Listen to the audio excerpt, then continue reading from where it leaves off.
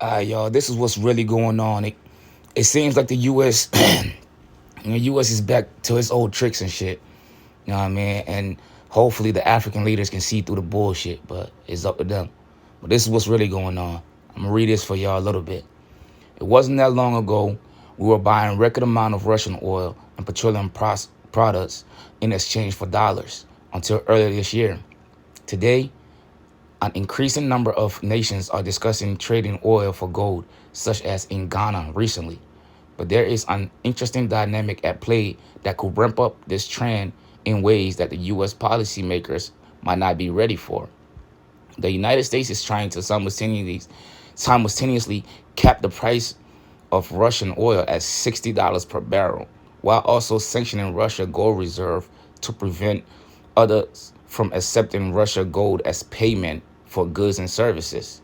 This plan is spelled out in the National Defense Authorization Bill for 2023, but credit success financial analyst Paulton Pozar believe the plan could backfire, sending gold higher and the dollar lower.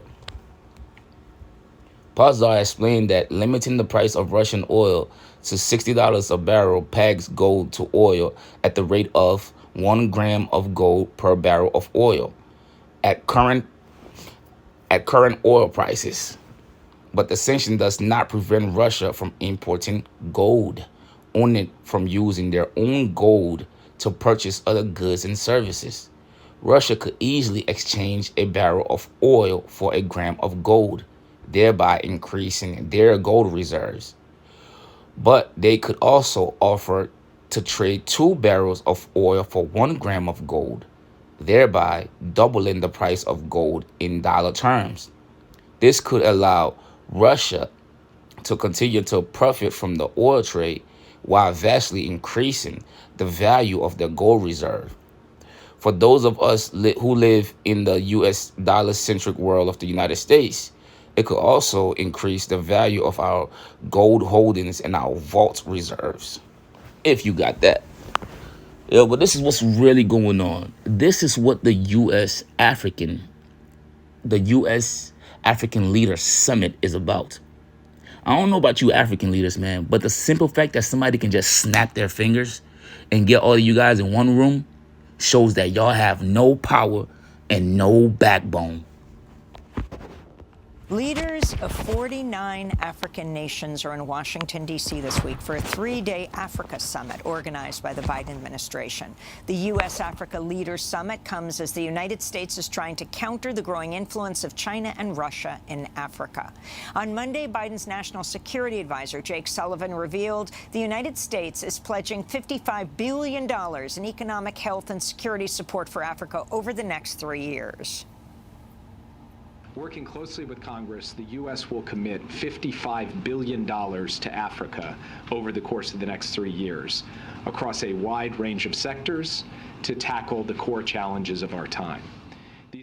So you want to tell me for the past 30 plus years, the U.S. had dominance over Africa? The U.S. could have helped develop Africa. The U.S. could have did more for Africa in the past 30 years than they have done if they wanted to. But they chose not to.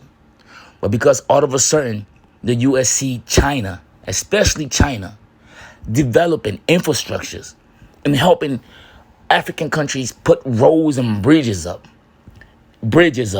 Now the U.S. want to fucking come and show face like, yo, we could do the same thing.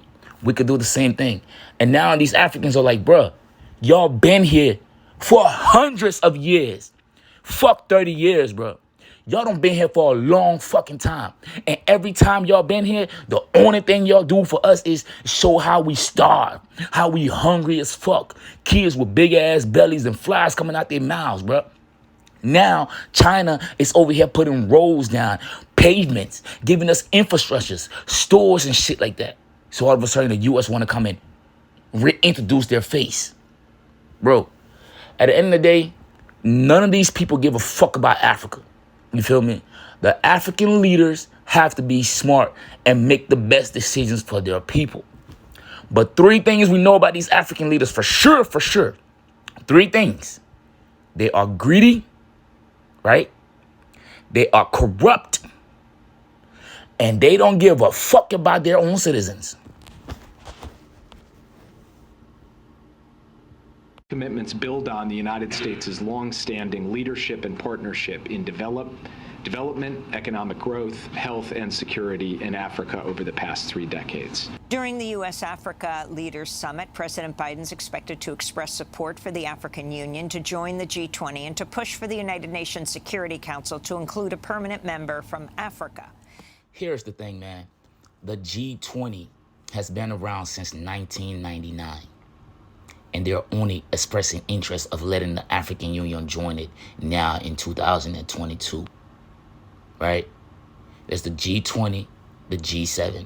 The G7 is all the white, powerful countries, and the G20 is like they hand-selected a few people, because even Mexico is a part of the G20. I'm not sure what kind of power that Mexico possesses over the rest of the world, you know what I mean? But Mexico is a part of the G20. The only African country that's a part of the G20 is South Africa. And that's probably because at one point they had nukes and they gave them away. You know what I mean? But think about this. The continent that the rest of the world get their resources from, right, are not part of this summit that discuss how this continent is going to be torn apart. You get what I'm saying? The continent where the world get all their resources from, it's not even part of this damn G20. They're only interested in letting y'all get a seat there now because you guys have the sense enough to let another country come in like, all right, we want to let China come over here because the U.S. ain't doing shit. That's what's going on here, man. And FYI, that push for the United Nations Security Council to have a permanent seat for somebody from Africa, that person has to be a gatekeeper. Whoever it is that takes that seat, we all have to watch that person. Because chances are that person is going to be a puppet. Chances are that person isn't going to have his people's best interests. Chances are that person is going to be the same person that they're going to use to introduce coups and things into these African countries. All right? They're not just doing it now just because they care for you Africans. Damn it, we're right here in America. They don't give a fuck about us. Axios is also reporting Biden's planning his first trip as president to sub-Saharan Africa next year. The Washington summit comes as Africa faces numerous crises, from the climate emergency to political instability. Over the past 2 years, there have been coups in Mali, Sudan, Burkina Faso, and Guinea. U.S.-trained officers led several of those coups. Did y'all just hear that? She just admitted to at least 5 coups that are going on in Africa right now that the U.S. is behind. At least 5, right? And that's nothing. Here's a little fun fact. Around the same time that the Ukraine-Russia war started off, the U.S. went to Somalia and started dropping bombs on God know who, but you let them tell it, right? But back to these coups. Here is a video clip of John Bolton. John Bolton admitting to planning coups in other countries. And of course, this is the same thing that's going on right now, today, December 16th or 17th in Africa. Y'all gotta wake up, man. It's Donald Trump looking out for Donald Trump. It's a once-in-a-lifetime occurrence. I don't know that I agree with you. To be fair, with all due respect, one doesn't have to be brilliant to attempt a coup. I disagree with that. As somebody who has helped plan coup d'etat, not here, but other places, it takes a lot of work, and that's not. And you cannot make this shit up. Look, being an ally to the United States is dangerous.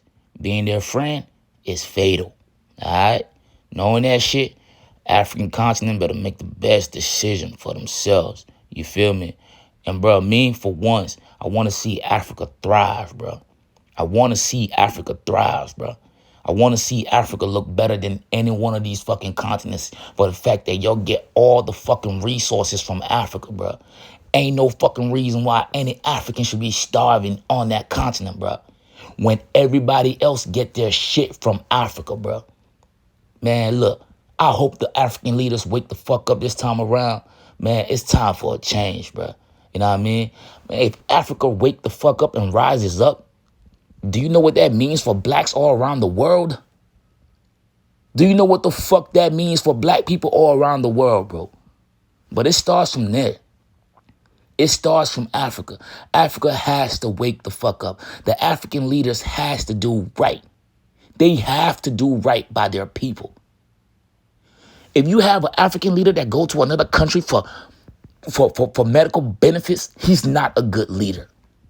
If you have an African leader that go to the next man country to get medical aid, he's not a good leader. Get rid of them people. Time is now, man. That even as many African leaders play along with the rhetoric of shared goals and with the rhetoric of equal partnership, that behind the scenes they are deeply aware of the unequal power dynamics that continue to shape U.S.-Africa relations. I'm going to go back to Monday's news briefing with